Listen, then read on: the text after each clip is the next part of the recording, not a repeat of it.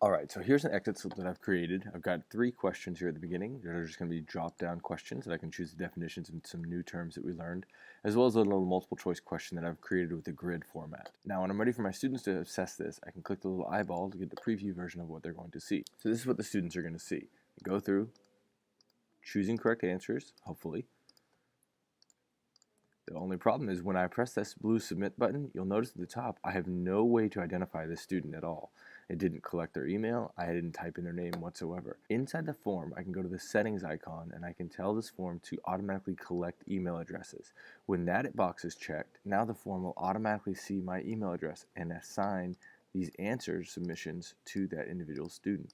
This setting works really well if you're using Northside devices. However, if you're using the personal devices, you may want to take off the restricted Northside users because this does cause issues with student personal devices when they've got multiple Google accounts.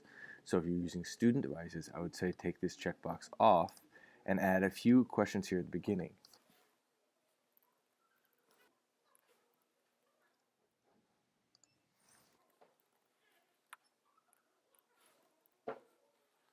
It's important to make these questions required because that way you know your students will complete the form with their names attached. I also like to make this question a drop-down option because visually it saves space.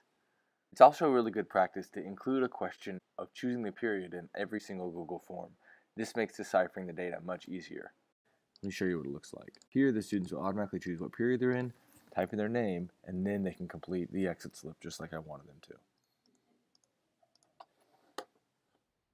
Now that I've had 3 students complete my exit slip, I'm going to click on the Responses tab in my Google form and then navigate to the spreadsheet that's been automatically created.